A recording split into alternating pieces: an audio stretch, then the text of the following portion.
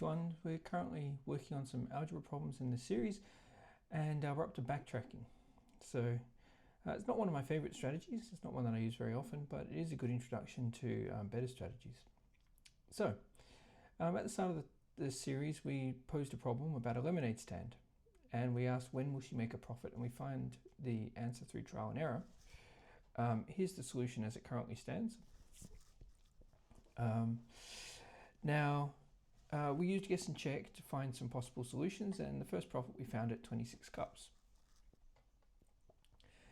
Now, what we're looking to do is to find a solution that doesn't rely on guess and check. And so we're going to do that initially by trying to solve with algebra. And the first algebraic strategy we're going to use is backtracking. So we'll start with a simple case. X plus 1 equals 3. There's an equation. We want to find out what the x is without using guess and check. So what we're going to do is we're going to work backwards. If x plus 1 equals 3, then 3 take 1 should equal the unknown. So add 1 to unknown, the answer is 3. Subtract 1 from 3, what is the answer? The answer is in fact 2. So we just simplified that and then swapped the sides and got to the answer.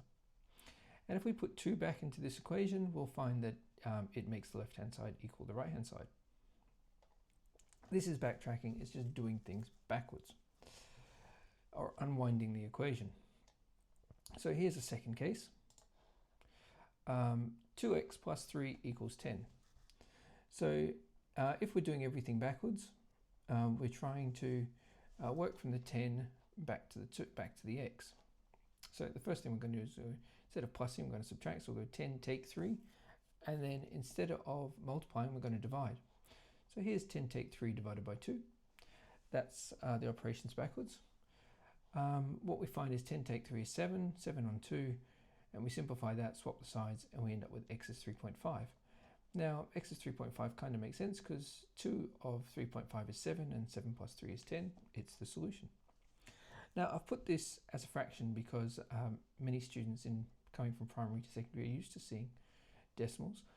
But it's important that we start moving towards fractional representations because there are many cases where this will be exact and this will just be an approximation. Okay, here's a more difficult problem to do with inspection. We're going to do all the operations backwards, so 10 divided by 4, and then what do we do? And this is one of the issues that we get when we start to use backtracking with a more complex example, trying to figure out what's the operation order that we should use. So this is dividing, so we're going to multiply. So 10 multiplied by 4. Then this is subtracting, so we're going to subtract it. That'll be, this is addition, so we're going to subtract, so then we'll subtract that answer by 3, 10 plus 4, 10 times 4, take 3, and then divide the whole answer by 2, which is kind of what happens here. 10 times 4 is 40, take 3 is 37, 37 divided by 2 is 18.5. When you've got the answer here, swap the sides, which you can do quite happily, and we can check the answer by substituting 37 on 2 back into our original equation. So 2 times 37 on 2, the 2's will cancel, you'll end up with 37 plus 3 is 40, 40 divided by 4 is in fact 10, and the right hand side as required. This is quite a proofy way of writing it out, not poofy but proofy, and it helps us show neatly what it is we're trying to achieve. So what we're saying is we're going to do the substitution into the left hand side. If our answer is correct, it should equal what's on the right hand side. Okay, the problem with backtracking is it doesn't usually work well unless the left hand side poses the question and the right hand side the answer, or where the equation is relatively simple. We can look at our lemonade profit calculation and see if that helps at all to solve the problem. We have P equals that. We want to know when the break-even point is so we can find the profit. Break-even point is when the profit's 0, so we'll put 0 where the profit is. And then we'll try and simplify the equation and do some backtracking. So if we simplify this part of the equation, 3n take 2n is just n. I don't know why that's plus, that should be take. Now we try and backtrack our equation. 25 plus n equals 0. Oh, hang on. There's a few problems here. Let's go back to this. Here, we have to simplify our equation. That's going to be negative 1 times 25 is negative 25. Negative 1 times 2n is 2n.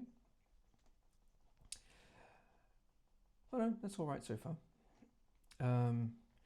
25 take n. So this should be, what's going on here? How do we do backtracking with this? Well, what value of n is going to make this true? Well, 25 take 25 will be 0, so n must be 25. Requires a bit of logic, still messy, still feels clunky. Not my favorite strategy in the world. But you can get good at it. Some students are really good at it and use it a lot. I just don't. So up to you. Well, there you go. There's a bit of a video on backtracking. I'm not going to do much more on it because I'd like to move on from backtracking to something a little bit more interesting. And we'll do that in the next video. Thank you, everyone. Bye.